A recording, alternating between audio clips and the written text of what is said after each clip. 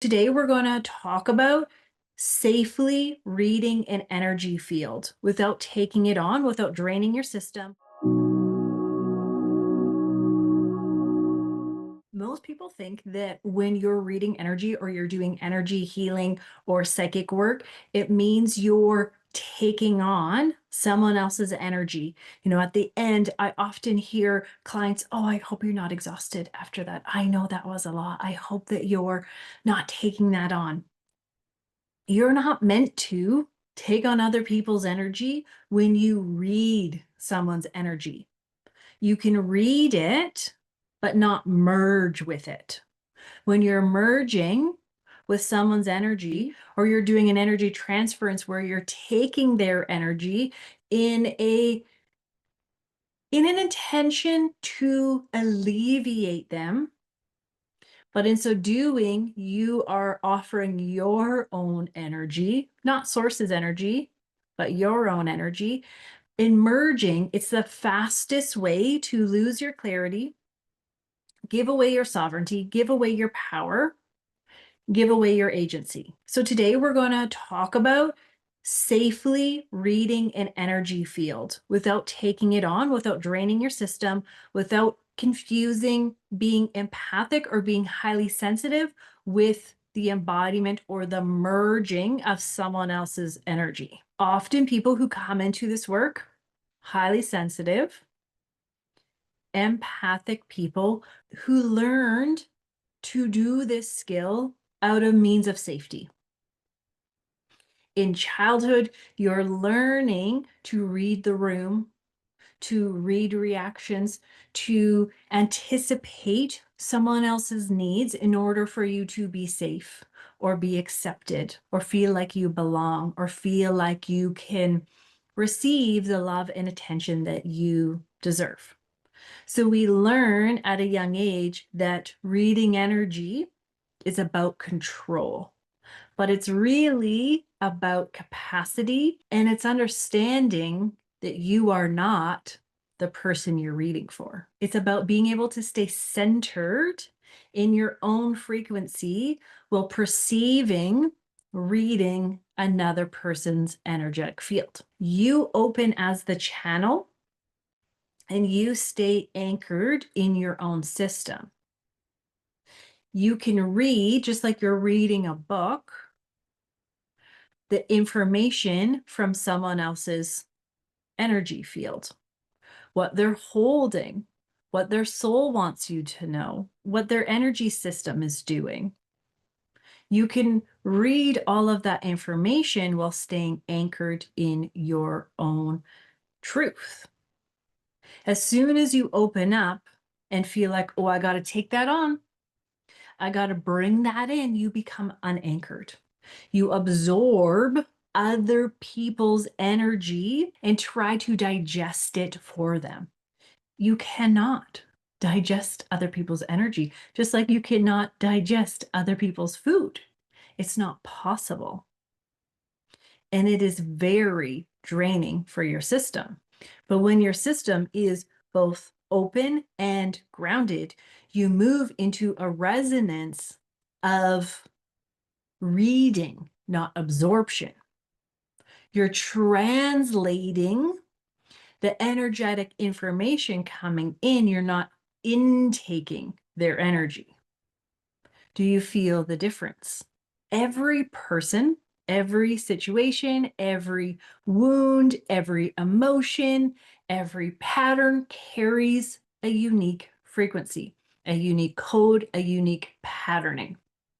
When you read someone's aura, for example, you're perceiving this frequency, you're reading that code. And that can appear visually, like with clairvoyance or sensations or sounds or symbols or a knowing, or a story can play out, or a metaphor can come in.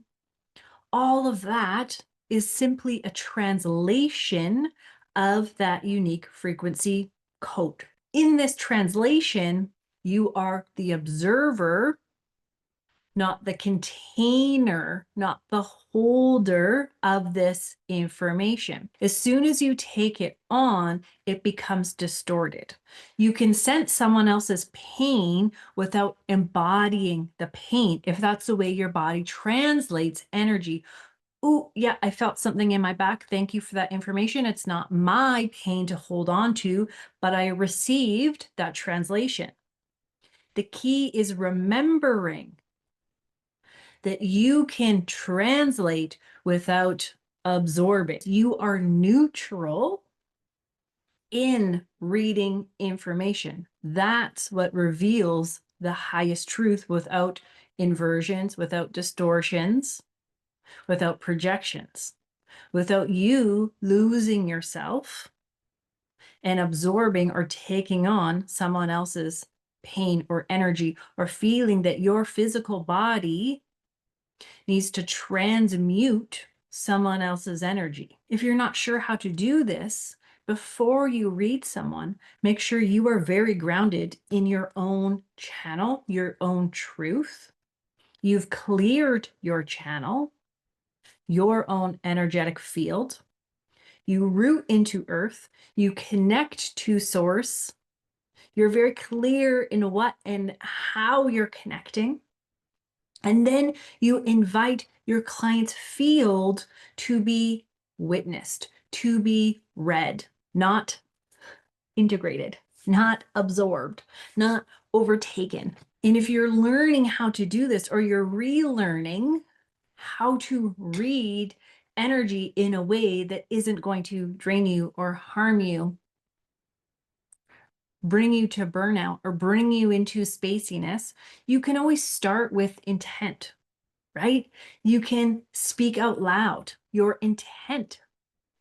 I declare that I am reading from a space of neutrality, clarity, and divine truth, that all energy stays within its rightful owner, that I am a clear and divine channel to receive energy and messages and higher frequencies without taking them on as my own, as one example of your intent, but finding your own words and your own truth in that, because that's what matters.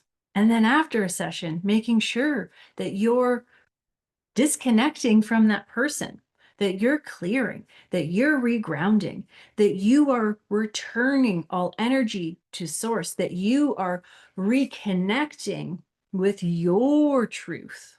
So there's a disconnect between you and them, but you are also returning yourself to that highest truth. And if you're not sure at the end, if the energy that I'm feeling is mine, you can ask.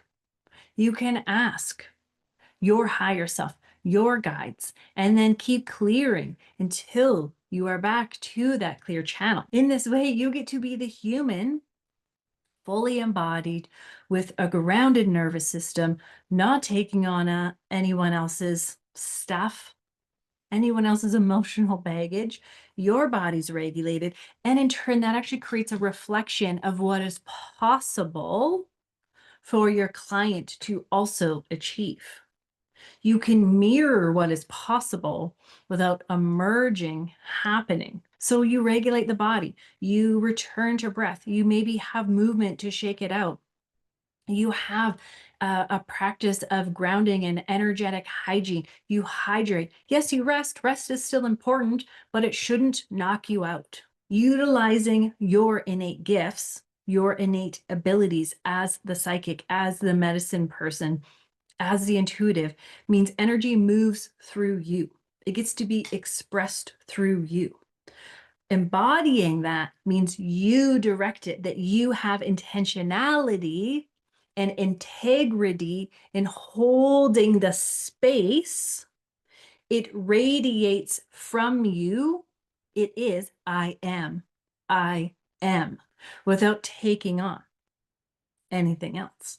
When you safely learn how to read energy, you're facilitating a transformation and an empowerment of that person to alchemize their own pain into their light.